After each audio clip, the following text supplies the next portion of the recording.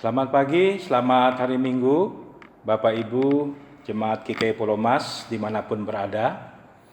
Pada hari ini kita akan mengikuti ibadah Minggu 31 Mei 2020. Selamat mengikuti ibadah Minggu hari ini dengan tema menerima aliran hidup dari Roh. Sebelum kita mengikuti ibadah, kita akan mendengarkan pokok-pokok warta jemaat sebagai berikut.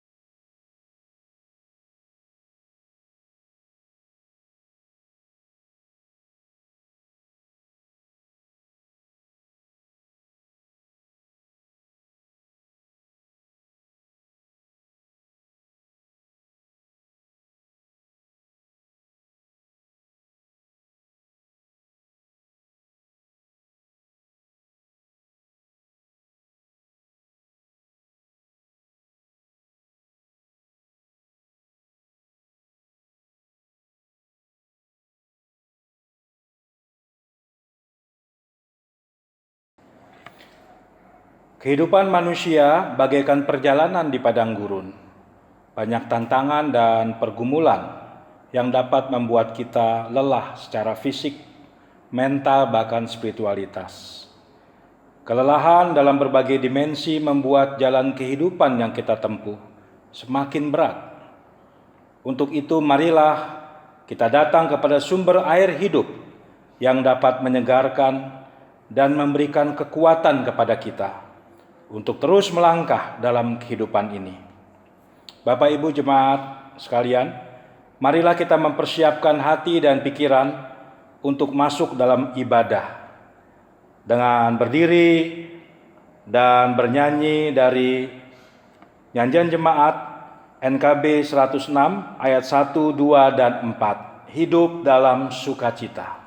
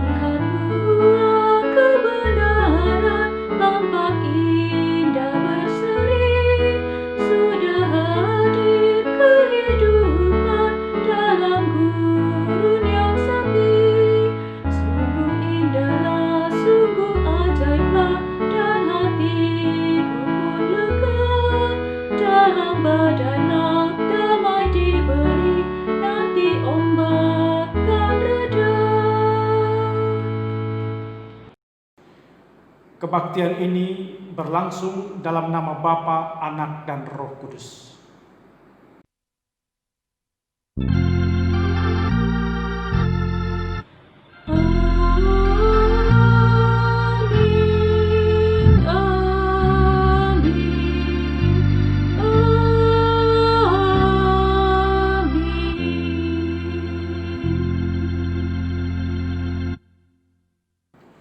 Kasih karunia dan damai sejahtera dari Allah Bapa kita dan dari Tuhan Yesus Kristus menyertai saudara sekalian.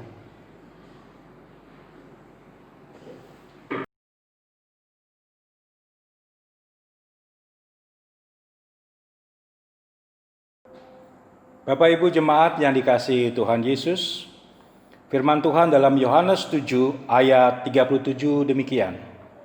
Dan pada hari terakhir, yaitu pada puncak perayaan itu, Yesus berdiri dan berseru, "Barang siapa haus, baiklah ia datang kepadaku dan minum."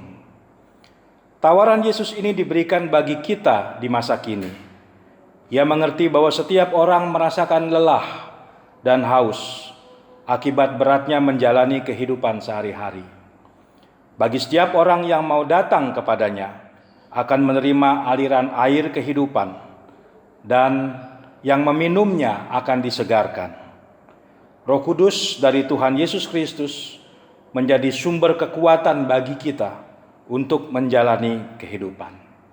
Mari jemaat memuji Tuhan NKB 100 ayat 1, 2, dan 3. Rindukah engkau mendapat berkat Tuhan?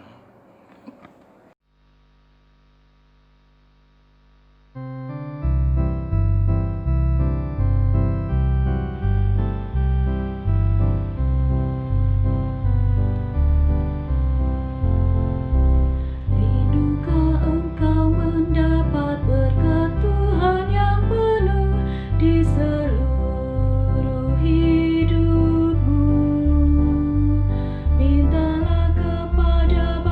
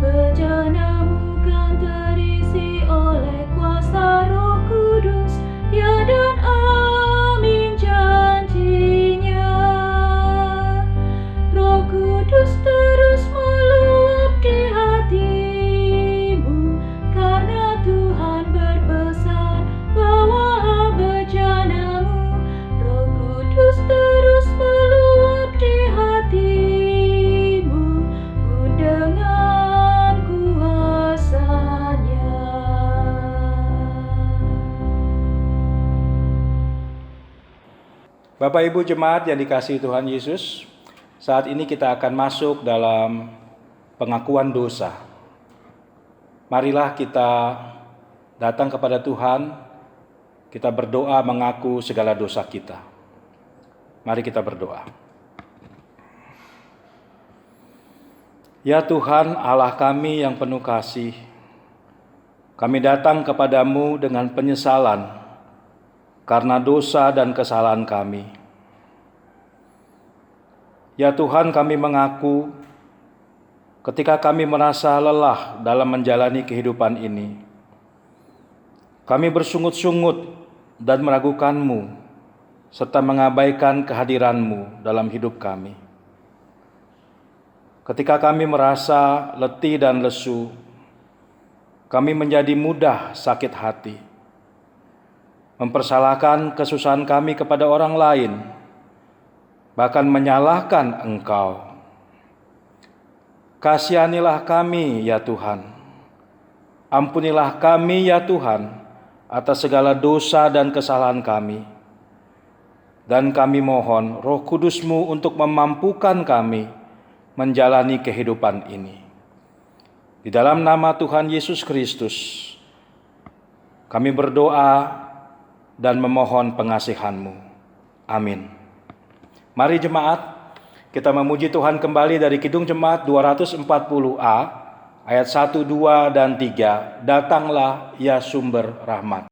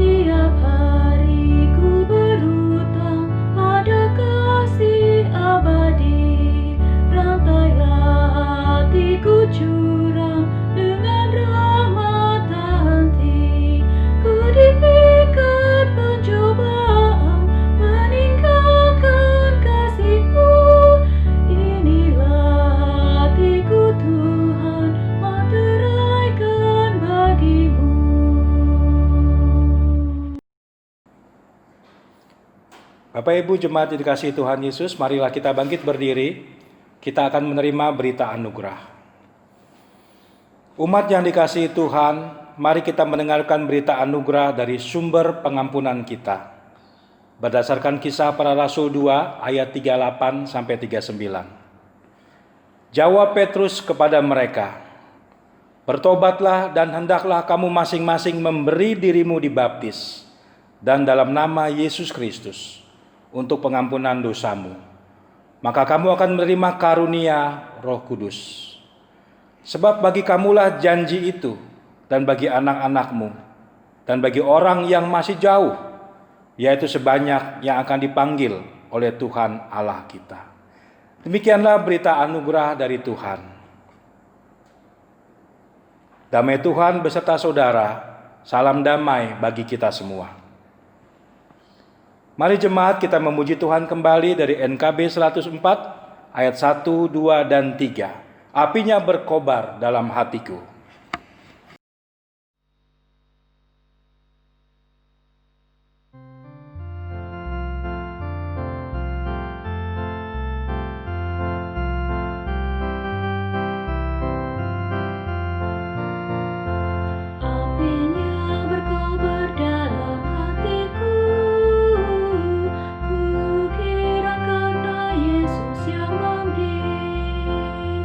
Dihangatkan jiwaku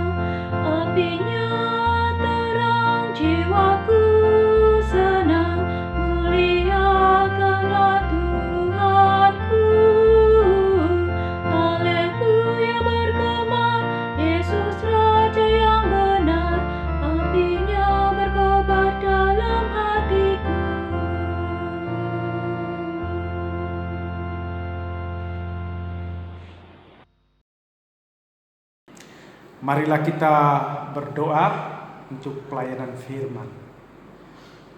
Bapa yang di surga, kami bersyukur karena pada hari perayaan Pentakosta ini kami merenungkan tentang turunnya Roh Kudus yang mendorong kami untuk semakin mampu menjadi saksi Tuhan.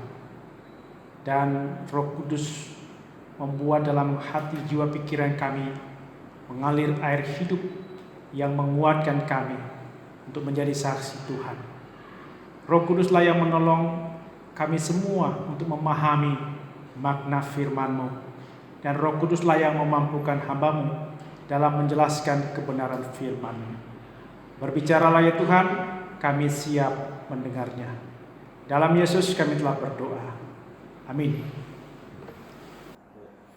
Pembacaan Mazmur pada hari ini Minggu 31 Mei 2020 diambil dari Mazmur 104 ayat 24 sampai 35. Mazmur 104 ayat 24 sampai 35. Demikian. Betapa banyak perbuatanmu ya Tuhan, sekaliannya kau jadikan dengan kebijaksanaan. Bumi penuh dengan ciptaanmu. Lihatlah laut itu, besar dan luas wilayahnya. Di situ bergerak tidak terbilang banyaknya binatang-binatang yang kecil dan besar. Di situ kapal-kapal berlayar dan leviatan yang telah kau bentuk untuk bermain dengannya. Semuanya menantikan engkau supaya diberikan makanan pada waktunya. Apabila engkau memberikannya, mereka memungutnya. Apabila engkau membuka tanganmu, mereka kenyang oleh kebaikan. Apabila engkau menyembunyikan wajahmu, mereka terkejut. Apabila engkau mengambil roh mereka, mereka mati binasa dan kembali menjadi debu. Apabila engkau mengirim rohmu, mereka tercipta dan engkau membaharui muka bumi.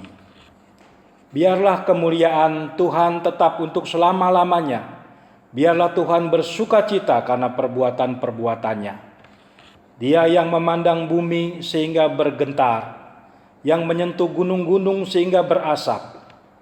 Aku hendak menyanyikan bagi Tuhan selama aku hidup. Aku hendak bermazmur bagi Allahku selagi aku ada. Biarlah renunganku manis kedengaran kepadanya. Aku hendak bersukacita karena Tuhan. Biarlah habis orang-orang berdosa dari bumi, dan biarlah orang-orang fasik tidak ada lagi. Pujilah Tuhan, hai jiwaku, haleluya.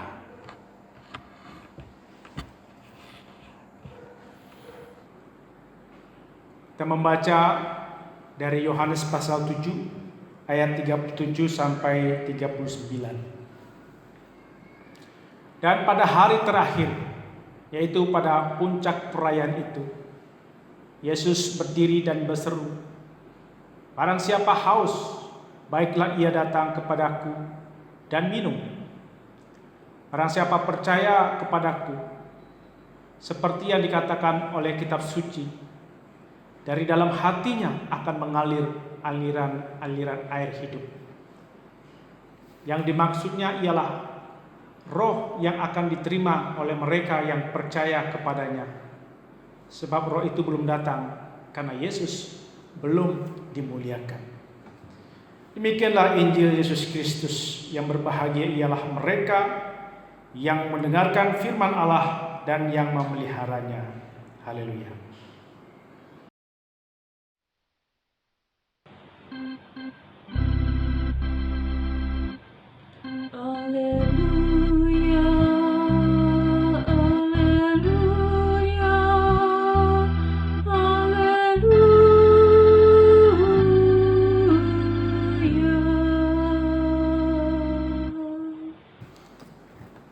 Salam sejahtera untuk kita semua. Kita bertemu lagi dalam perayaan Hari Pentakosta. Kita mengalami kehadiran Roh Kudus. Roh Kudus yang turun pada hari Pentakosta itu adalah peristiwa setelah Yesus bangkit.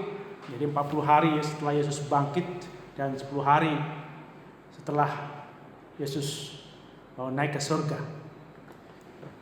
Saudara, hari Pentakosta juga adalah hari perayaan panen, penuaian panen.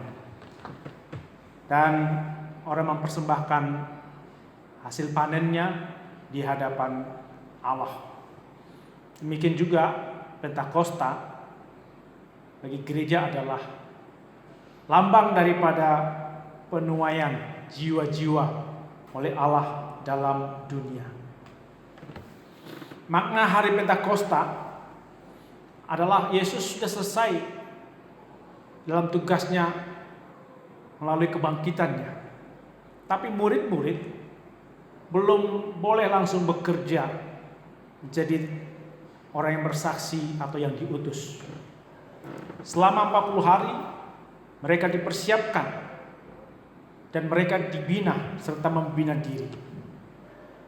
Setelah kenaikan masih ada 10 hari, mereka terus bersekutu bersama-sama, berdoa, menghayati apa makna dari kebangkitan penderitaan Kristus sampai tugas bersaksi. Itu mereka dalami 10 hari. Dan mereka dibukakan pikirannya agar menyongsong masa depan dan diberikan kuasa Roh Kudus. Jadi Roh Kudus itu adalah Allah sendiri yang hadir dan bersama-sama dengan manusia terus untuk suatu tugas yang akan dikerjakan oleh murid-murid. Allah yang Maha Pencipta, tapi juga Allah yang menyelamatkan. Dia terus bersama-sama mendampingi kita. Allah menjadi penolong bagi kita, menopang, menguatkan kita.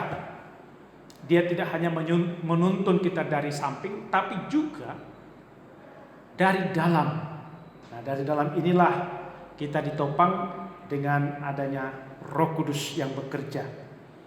Roh Kudus bekerja melalui seluruh kehidupan kita, melalui akal kita, melalui perasaan kita, melalui tubuh kita, melalui jiwa kita. Jadi kalau ada orang dikuasai Roh Kudus, berarti bukan akalnya atau perasaannya hilang, hanya Roh Kudus yang bekerja. Tapi ketika Roh Kudus hadir, Roh Kudus juga memakai akal kita, memakai perasaan kita, memakai seluruh kekuatan kita. Jadi jangan ada yang berpikir, wah saya dikuasai Roh Kudus, saya duduk saja, saya diam saja. Nah, ini bukan begitu pekerjaan Roh Kudus. Roh Kudus hadir, tapi seluruh akal kita, pikiran kita, hikmat kita, pengetahuan kita, tenaga kita, materi kita dimanfaatkan oleh Roh Kudus untuk satu pekerjaan, yaitu menjadi saksi. Roh Kudus juga bekerja dalam kehidupan kita. Kalau orang tanpa Roh Kudus itu seperti orang yang diciptakan seperti debu tanpa nafas kehidupan. Maka sebenarnya hidupnya sangat rapuh dan mudah pecah hidupnya. Jadi orang yang dikuasai Roh Kudus itu seperti waktu penciptaan diberikan nafas oleh Allah, maka dia menjadi hidup. Nafas hidup inilah yang benar-benar menjadikan manusia benar-benar manusia yang kuat, yang punya semangat, yang punya gairah, dan benar-benar berfungsi sebagai manusia. Jadi orang yang dikuasai oleh Roh Kudus, hidupnya akan benar-benar menjadi manusia yang sejati. Orang yang tidak dikuasai Roh Kudus itu seperti orang seonggokan daging tapi nggak bisa berbuat apa-apa. Coba kita lihat daging yang dijual di pasar, seonggokan, dia nggak bisa berbuat apa-apa. Ada daging, ada tulang. Tapi Roh Kudus itu membuat orang itu bisa hidup, bisa bekerja, bisa bersemangat, bergairah, menjalankan fungsinya sebagai manusia. Roh Kudus memberikan kepada kita penjelasan. Ketika turun Roh Kudus, semua orang dalam berbagai bahasa bisa mengerti. Artinya, makin kita dikuasai oleh Roh Kudus, kita akan ditolong untuk bisa menjelaskan segala sesuatu. Ini luar biasa pekerjaan Roh Kudus. Orang yang berbeda bahasa, berbeda usia, berbeda jenis kelamin, tapi dengan Roh Kudus bisa saling mengerti. Jangan ada dikatakan dalam keluarga kita memang ini anaknya begini, bapaknya begini, nggak bisa bersatu. Tapi kalau anaknya dikuasai Roh Kudus, bapaknya dikuasai Roh Kudus, mamanya juga dikuasai Roh Kudus, itu pasti saling mengerti. Tapi kalau anaknya dikuasai roh teknologi aja, bapaknya Roh Kudus, ya nggak terima, pemikiran-pemikiran itu tidak akan bersatu, pasti ganteng terus kerjaannya. Nah, disinilah pencurahan Roh Kudus. Setiap orang dalam keluarga harus mau terima Roh Kudus. Jangan hanya menggunakan ilmu pengetahuan dunia saja. Nah, ini yang dikatakan Roh Kudus dicurahkan, maka kita akan menjadi saling mengerti. Demikian juga di dalam paduan suara atau dalam gereja. Ketika semua anggota gereja menerima Roh Kudus, itu mudah untuk saling mengerti satu dengan yang lainnya. Karena Roh Kudus pasti menjelaskan satu tujuan, satu makna. Tidak mungkin Roh Kudus menjelaskan makna yang berbeda-beda. Demikian juga di tengah berbagai kesulitan kehidupan kita, kesulitan dalam keluarga, Roh Kuduslah yang membuat kita saling mengerti. Roh Kuduslah membuat kita saling dijembatani dan kita bisa saling menghargai pendapat dari masing-masing. Roh Kudus tidak membuat kita menjadi eksklusif, hanya kita masuk dalam lingkup bahasa kita sendiri. Misalnya remaja hanya dengan remaja saja, orang tua dengan orang tua saja. Tidak, Roh Kudus bisa menyatukan, membuat orang saling mengerti dan dimengerti. Roh Kudus artinya Allah bekerja membebaskan kita dari batas-batas, batas gereja, batas suku, batas apa saja. Karena itulah orang yang dikuasai oleh Roh Kudus dikatakan pergilah bersaksi ke seluruh dunia sampai ke ujung dunia. Artinya kita tidak berhenti hanya di jemaat kita, tapi juga bisa sampai lintas iman, lintas agama, lintas daerah, lintas berbagai macam lintas bisa kita lakukan sampai ke ujung dunia.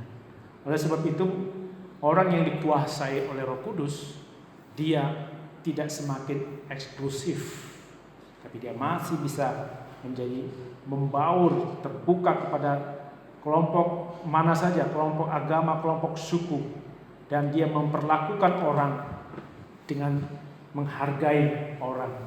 Dan disinilah kita mengatakan Roh Kudus yang diberikan itu hanya kepada orang yang benar-benar haus akan Yesus, haus akan kehadiran firman, haus akan Roh Kudus.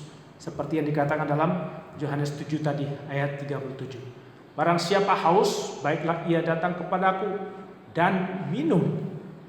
Saudara, setiap orang itu haus, bukan haus dari air mineral atau air apa, tapi betul-betul haus bukan karena mulut, tapi haus karena hatinya, jiwanya haus. Nah, orang-orang yang seperti inilah ketika dia datang kepada Yesus, siapa yang punya kegelisahan, siapa yang punya ketakutan, siapa yang punya kecurigaan, siapa yang mempunyai pikiran-pikiran yang negatif, yang kehilangan kasih sayang, ketika dia datang kepada Yesus, maka kehausannya akan dilenyapkan, diganti dengan kepuasan hidup dari orang tersebut. Dan orang itu bukan hanya datang saja. Kalau orang datang saja seperti orang itu datang ke gereja, tapi dia tidak minum. Minum itu adalah memasukkan firman, menerima Roh Kudus dalam hatinya, dalam pikirannya, dan dia percaya. Orang bisa saja datang ke gereja, rajin berdoa, baca Alkitab, memuji Tuhan, tapi dia tidak minum, dia tidak menerima. Begitu selesai kebaktian, dia nggak tahu apa yang dia dengarkan, apa yang masuk, apa yang menyentuh hatinya, dia tidak tahu. Nah, proses minum itulah yang perlu, bukan hanya sekedar datang, tapi benar-benar minum. Mungkin minumnya tidak seperti minum air mineral, begitu diteguk langsung terasa. Tidak. Minum ini mungkin prosesnya panjang. Bisa dulu kita ke rumah, ada pergumulan, ada tantangan, ada permasalahan-permasalahan yang berat, kemudian kita mendengar firman Tuhan.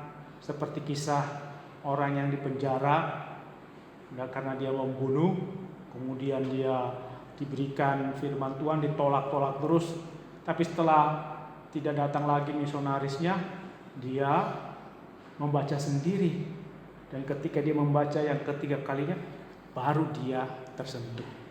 Orang yang tersentuh ini yang disebut meminum firman Tuhan, meminum air hidup.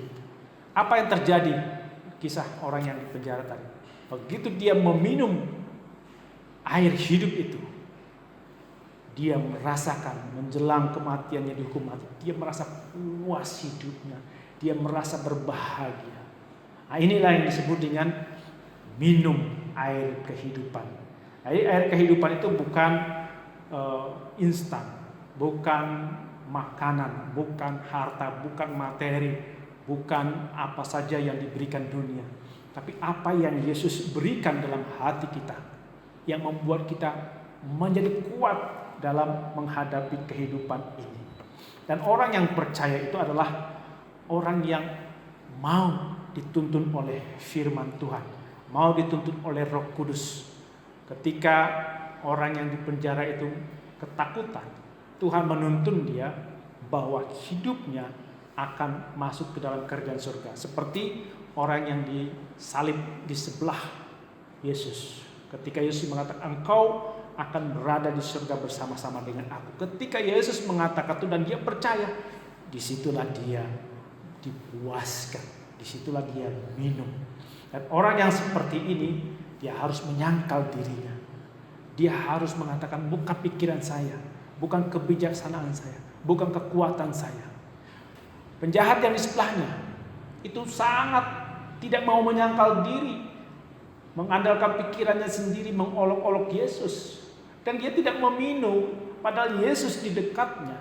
Dia tidak meminum minuman dari Kristus, malah penjahat yang sebelahnya lagi lah yang meminumnya. Disitulah dia mendapatkan kepuasan. Orang yang percaya harus menyangkal dirinya dan membiarkan kuasa perkataan Yesus masuk dalam hatinya. Orang yang diberikan aliran air minum, dia mempunyai kepuasan rohani. Seperti orang di padang gurun, kemudian keluar dari batu karang, ketika Musa memukul batu karang, air segar keluar, dan disitulah mereka puas, minum sepuas-puasnya. Itu dalam bentuk fisik. Tapi ketika menemukan batu karang Yesus Kristus dan keluar air hidup, disitulah orang puas secara rohani. Apapun yang dihadapi, di tengah kondisi COVID-19, di tengah ekonomi yang mulai melemah, dia tetap merasa puas bersama Yesus. Rohaninya kuat, dia tetap bergairah untuk melakukan apa saja dalam kehidupannya. Kebahagiaannya itu artinya berlimpah-limpah karena Kristus yang menolong dia, Roh Kudus menolong dia, dan dia benar-benar percaya, bergantung kepada Yesus, berserah kepada Yesus. Beban hidupnya diringankan Yesus. Percaya bukan karena usaha-usaha manusia melakukan perbuatan baik. Percaya hanya mengandalkan kesetiaan Tuhan, pertolongan Tuhan. Dan Tuhanlah yang akan bertindak, mengubah cara berpikir kita, cara hidup kita. Tuhan pasti membawa perubahan-perubahan dalam karakter tingkah laku kita, terutama dalam situasi pandemi ini.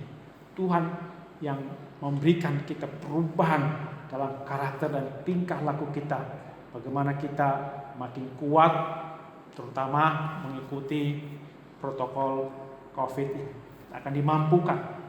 Dan ketika kita dipimpin oleh Roh Kudus mendapatkan aliran kehidupan, maka disitulah kita menemukan kebahagiaan dalam kehidupan kita yang terus menerus. Jangan kita mengatakan, Tuhan, aku minta kebahagiaan dari kemakmuran. Tidak. Tapi kita katakan, Tuhan, berikanlah aku kebahagiaan dari berkat-Mu. Dia akan mendapatkan kebahagiaan sejati, hidupnya tidak akan kecewa, dia tidak takut, dia tidak khawatir, dia tidak curiga, tidak berpikiran negatif. Dia berbahagia, kebahagiaannya sejati, dan dia mengatakan dalam kehidupannya bahwa apapun yang terjadi, harapannya pasti dalam Yesus. Pasti Yesus menyempurnakan, pasti memberikan kebahagiaan sejati. Itulah orang yang merasakan aliran-aliran kehidupan. Nah, Roh Kudus menyertai kita. Amin.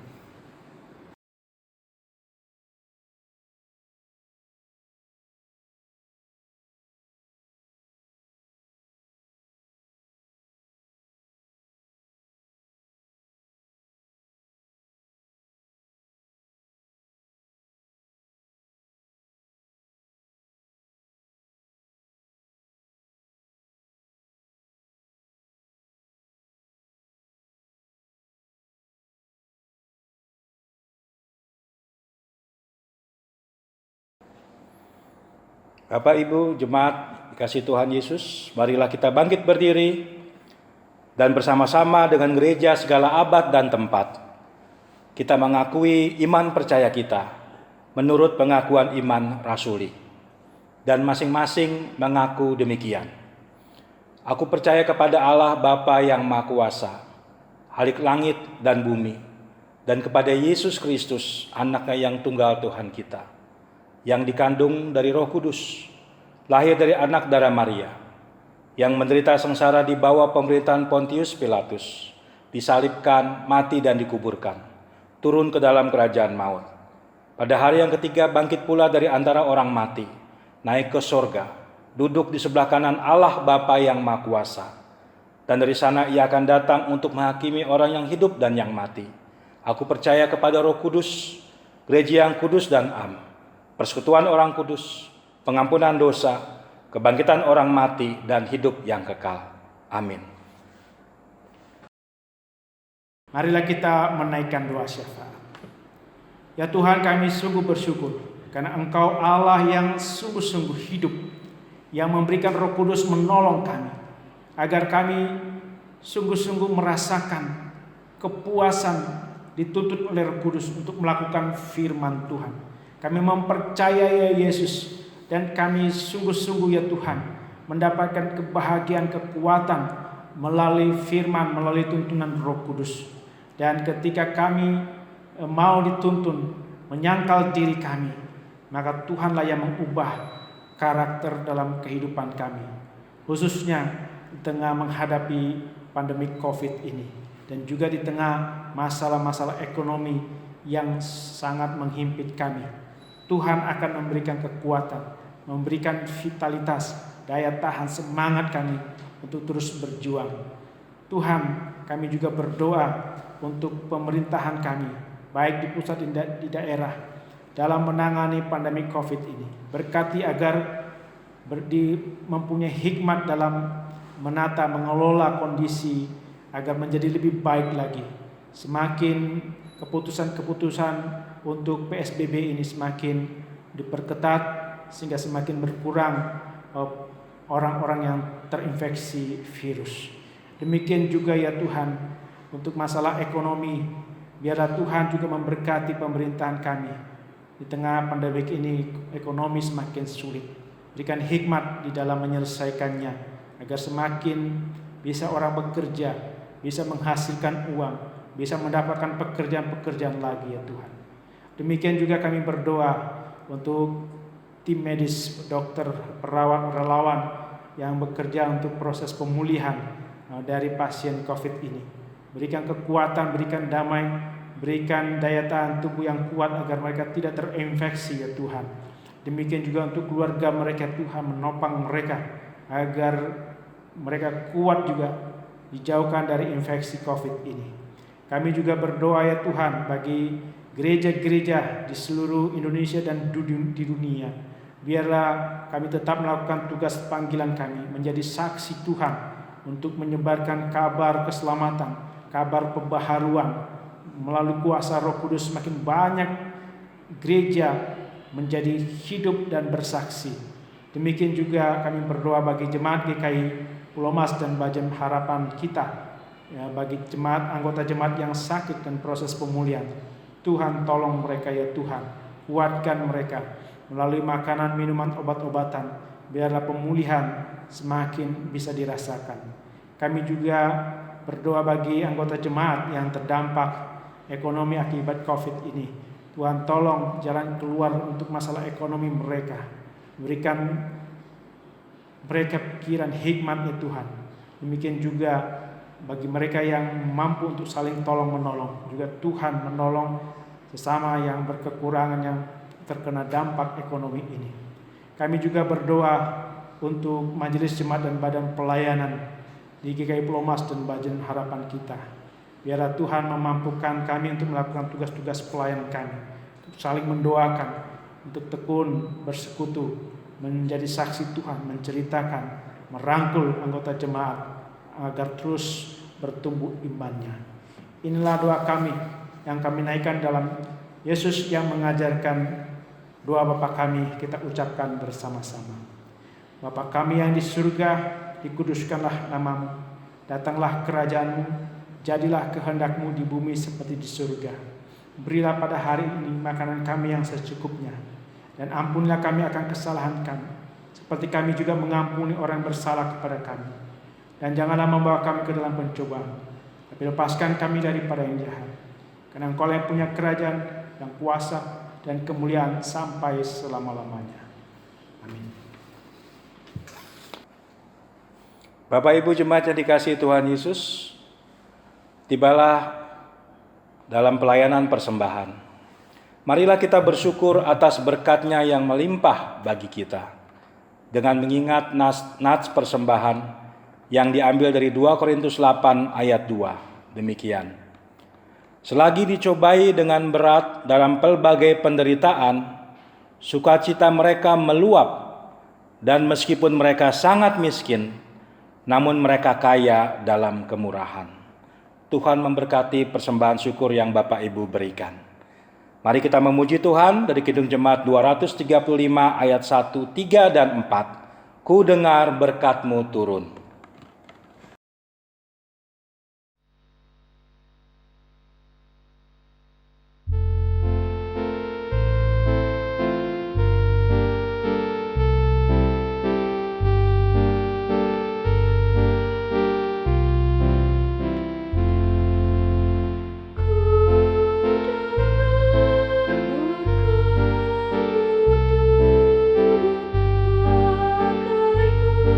Jangan